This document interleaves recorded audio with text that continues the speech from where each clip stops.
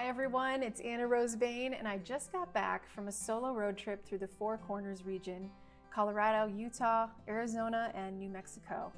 It was about a week of driving, painting, and soaking up some of the most breathtaking landscapes in the Southwest. And I wanted to share some highlights with you and show you a few of the paintings I created along the way. So I left Denver on Thursday and I made the 5-hour drive to Moab, Utah. I was so excited to start painting that I drove straight to Arches National Park, where I had hoped to hike to the iconic Delicate Arch, which I've painted twice before. But with threatening lightning and rain making the rocks dangerously slick, I had to change my plans. Instead, I set up along the main road to paint some rock formations, and the heat and bugs chased me away after about half an hour, but it was a strong start, and I do plan to finish this one in the studio. Later that evening, I drove out to Dead Horse Point State Park and painted the view of the Colorado River as the sun set. Again, the weather wasn't entirely in my favor. The strong winds made it a challenge, but the view was absolutely worth it.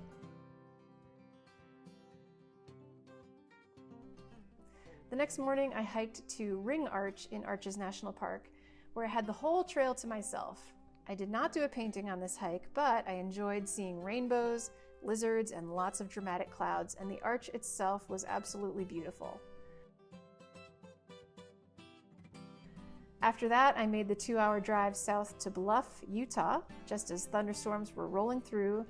And for this trip, I had purchased a car top tent, so I was planning to camp for the first time in my adult life. However, for these first few nights, I'm not gonna lie, I was really thankful that I had the comforts of a cozy Airbnb, just because the weather was a little bit uncooperative.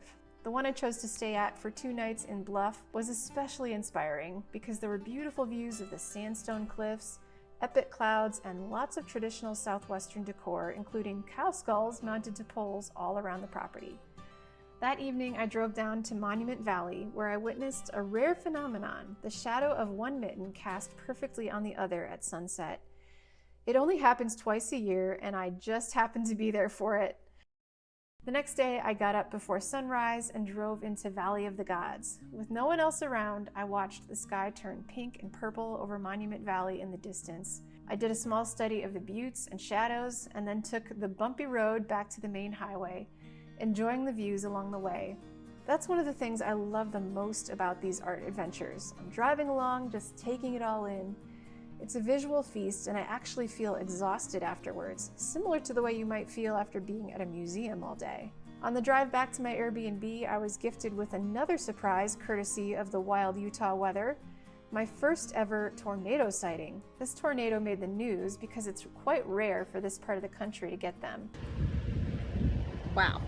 It's beautiful.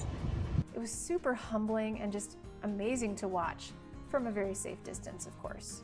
When I got back to my Airbnb around noon that day, I stayed for the rest of the day and enjoyed painting some of the scenes that were right there at my little casita, starting with one of the cow skulls out on the deck and then moving to an interior scene of the kitchen table and window. This one ended up being my favorite painting of the trip.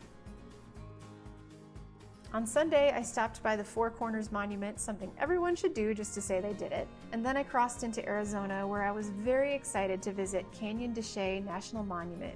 The name Canyon de Chelly is actually a Spanish mispronunciation of the Navajo word Chelly, which means rock canyons or deep in the rock. The Navajo people own this canyon, and so if you want to visit the canyon floor and view it from anywhere other than the designated overlooks, you have to hire a Navajo guide. Ever since reading a biography about photographer Edward Curtis, who dedicated his entire life to documenting the native peoples of North America, I've wanted to visit this canyon. His photograph of the Navajo on horseback walking along the canyon floor is utterly iconic, and I hoped to see the exact spot from where it was taken. So the next day, I had the incredible experience of going on a private Jeep tour of the canyon with Bobby Van Winkle, a 76-year-old Navajo guide who grew up there in the canyon. Here we go. Ready. You tell the people, if you want an adventure tour, go Bobby to his place.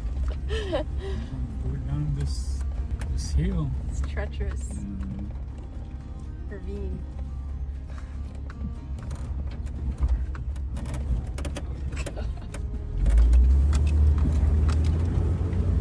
Oh yeah. shared stories of his childhood, the history of the ancient ruins, and how the canyon has changed in just the past century. The most notable change being the cottonwoods, which have taken over the canyon floor and caused massive erosion. None of those trees were there 100 years ago. It was unforgettable to see the ruins and pictographs up close, and to see the canyon both from the rim and down on the valley floor.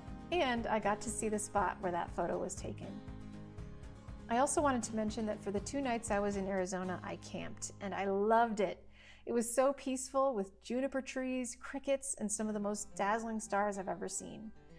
On my second night, I did a sunset painting of the trees and sagebrush, and I also painted a campfire, which ended in me straining to see anything at all, but it was a fun attempt, and I was able to finish the painting in my studio when I got back. On Tuesday, I reluctantly said goodbye to Arizona and began the trek northward. I drove past Shiprock, which looked like something straight out of Mordor, and made my way into Colorado to Mesa Verde National Park. I had to make this stop fairly quick, but it was incredible, and seeing the Cliff Palace reminded me that I need to come back with my kids someday for a guided tour. That evening in Pagosa Springs, I painted the mountains, and the next morning, I soaked in the thermal hot springs along the San Juan River. It was a perfect way to end the trip. Also, I am represented by Gallery Summer in Pagosa Springs, and I wanted to give Summer a shout out. Her space is right there on the main drag, so if you're ever in the area, make sure you stop by. In total, I painted a dozen different pieces. Some were finished on site, others back at my lodging, and some have yet to be completed here in the studio. Not every painting was a success, but each one holds a memory of the place and moment it was created. This trip reminded me why I love plein air painting. It's about being present in the landscape, whether you're in blistering heat, whipping winds, or in perfect stillness. Each brushstroke is a way to honor the land and the people connected to it. Thank you for coming along on my Four Corners getaway, and if you would like to join me on one of my next art adventures, I've got an amazing one coming up next June in Italy. Be sure to check it out. I hope you'll consider joining me. There is so much joy in the journey.